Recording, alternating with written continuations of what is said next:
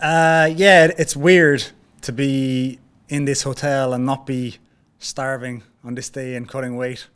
So it's a strange feeling, but yeah, I'm looking forward to the commentary. I did it once before for Bellator for the one of the Wembley shows, and I really liked it. I really enjoyed it. So I'm actually really looking forward to this weekend and getting my teeth stuck into that. Yeah, and obviously commentating on the SPG lads, is that slightly tougher to keep the emotions intact?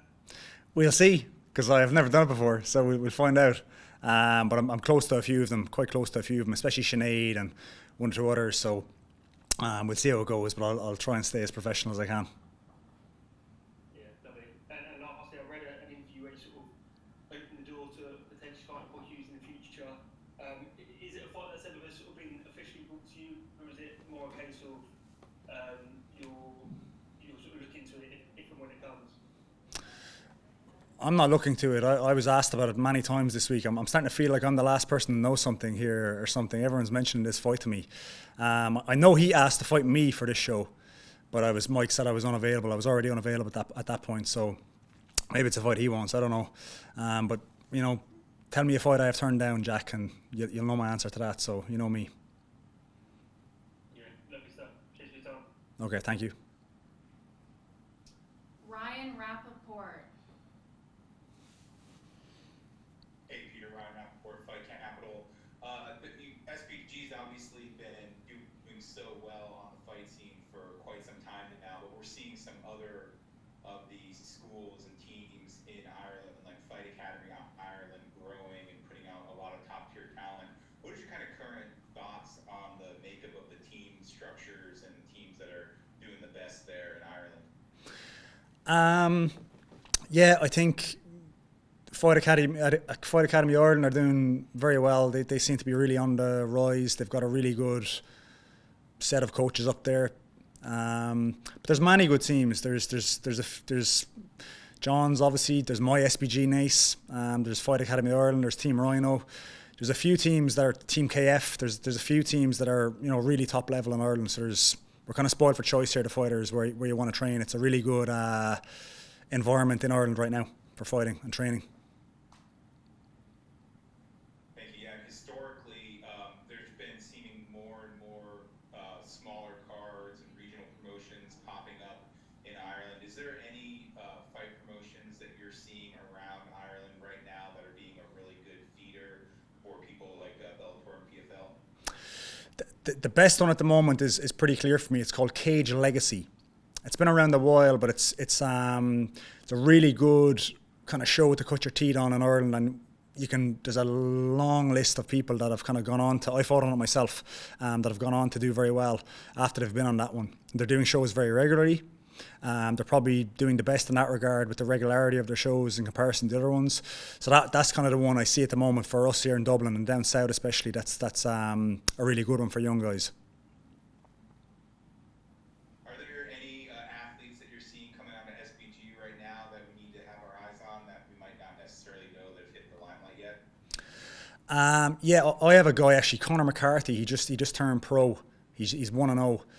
He had a really good amateur career. He's about, I kind of put him in the same category as a Sale Jude, where I've said many times about a Sale that he's like the best prospect I've ever seen. I would put Conor right in that category with him.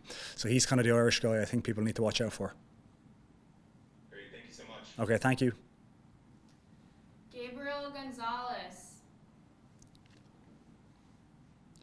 Hey Peter, can you hear me? I can hear you, Gabriel. Yeah, Peter. So with all that aside with commentary this week, obviously getting back to the cage, have you thought about when or where you would hope to be scheduled? Would you like to stay in Europe and overseas, or do you feel like you might want to inquire about fighting on a card in the United States? Um, the timeline is a bit hazy at the minute. I'm dealing with some injuries, but it would probably be the end of the year or maybe even early next year that I'm probably ready to come back. And it makes sense to have me here in Dublin. I like fighting here. I'm popular here. It's always fun when I'm on this one. So that probably makes the most sense for me and for Bellator as well and PFL. Talking about the welterweight division, obviously, it's a weird time with the sort of the division of the talent, following the post-merger. Just thinking of what are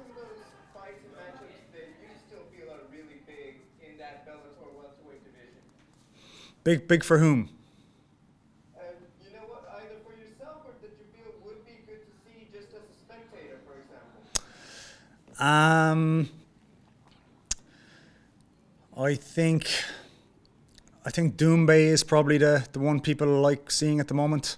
I don't think he's the best guy in the division, but he's exciting for sure. And every time he's fighting, I know I'm interested when he fights. I like seeing him.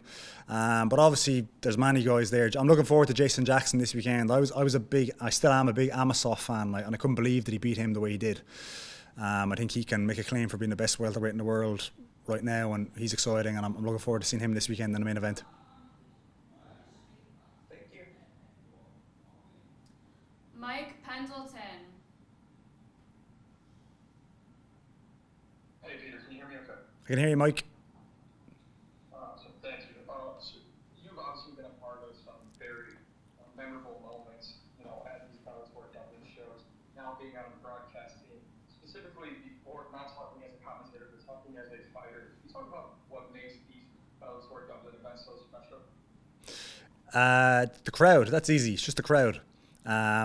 We've been kind of lucky. There was a kind of a perfect storm where we had me and James Gallagher kind of getting very popular at the same time, and people luckily liked us and they kind of related to us, and that all kind of blended together to get this kind of crazy crowd together every time, and the momentum just kept building. And luckily, me and James were winning at the time as well, so we were getting bigger and bigger fights. So really, it's the crowd, but it was just kind of lucky we had a few fighters that the crowd could relate to at the time as well, and that makes it very special when we're all there together in the arena. I don't have to tell you, but obviously on a broadcast, part of it is not only calling the action, but telling a story. As someone who has, so many memorable moments with Irishmen and fighting, how do you plan to kind of resonate the story of what it means to be not just an SBD fighter, but to be an Irish fighter partaking in the Bellator Dublin event? Can you rephrase that again? What are you asking me there? Yeah, just how do you kind of plan to let the world know just how special it is to be like an Irish fighter on this card and what it means? I won't have to let them know, I don't think. Luckily, it's just when the Irish guys step in the ring, the crowd lets everyone know. It's really cool here. I don't know if you've ever been here. I don't think the TV even gets across what it's like when you're in that arena. It's kind of built like a hand fan. All the people are on one side. It's not like an oval. It's not like a bowl. So there's just this crazy wall of noise when a fighter who the crowd like is in the ring, and it's pretty wild. And I think they could show that better than I could on comms. So I'm just gonna leave that to them. Is there someone that you're really looking forward to the most being on the commentary team? I know obviously I don't want you to stop fighting anytime soon, but I gotta expect that there's a certain level of interest doing it. Yeah, I did it once before for Bellator for one of their Wembley shows in London, and I really enjoyed it. And I don't want to pat myself on the back too much, but I got a lot of compliments about my performance doing it as well. So I really wanted to do it again. So I'm delighted to be doing it here this weekend, and many more opportunities. Hopefully I can get them, and I'll take them if they're available. Last one for me. I appreciate the time. I know you're still part of the Bellator roster, but just from the outside looking in, or maybe the inside looking out, how do you feel business is going between both Bellator and PFL? I think it's going well. The synergy I think they've only tapped in, just barely scratched the surface of that. I think that's the real strength of it, is kind of blending the fighters together and getting PFL guys to fight Bellator guys. I know they've done it already in that big champion show they had, but I think there's much more potential to do that down the line. And that's something that interests people when they kind of see fights that they thought they'd never see. And PFL and Bellator have a really unique opportunity to do that other shows can't, because all of a sudden you've got these dogs that were kind of looking at each other through the cage bars for many years that couldn't fight each other, now can fight each other. So I think that's the big strength they have. Thank you very much. Okay. J.L. Curvin. J.L. Curvin for sure. Just sort of touching on Mike's question about you being in the commentary booth. Just as a fan, just sort of connoisseur of the sport, what are some of the things that you hope to bring to the telecast, just with your experience as a fighter, and just what do you feel like you really bring to the booth? Exactly that. Just that I've been in there, especially this arena, and this job I'm doing at the weekend. Actually, I haven't done before. What I did before the last time I was on the broadcast, kind of breaking down the fights before and breaking them down after. Whereas this one, I'm doing what Garday Davies and Big John did at the last show, where they'll cut to me and ask me what's going on in the fight, or what could the corners be telling them, or all this kind of stuff. And I'm really looking forward to that, because I think I can really give a unique perspective on that because of, all the experience I have. So I think that's why they've asked me, I guess, is they probably see that I can probably give something unique in that regard there.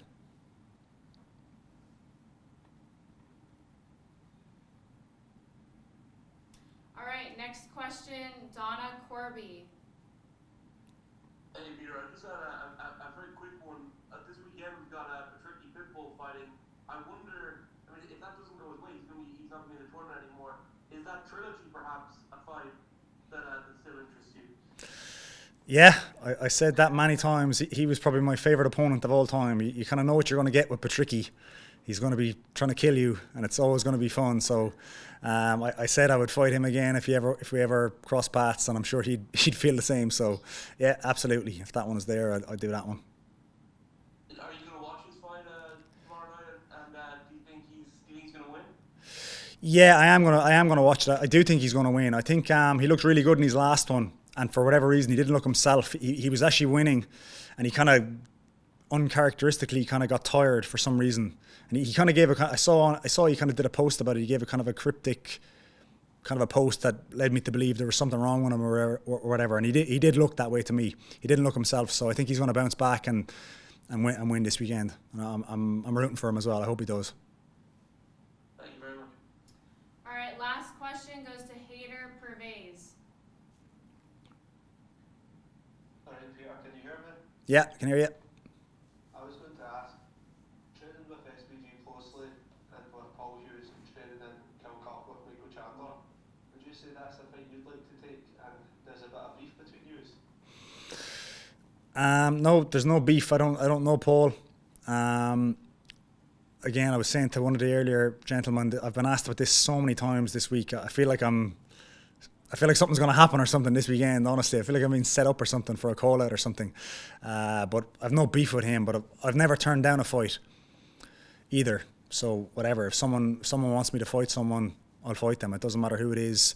But again, there's no beef. He's off training in a top gym, just trying to better himself. That's his business. It's no beef to us. We don't have take anything personal from that.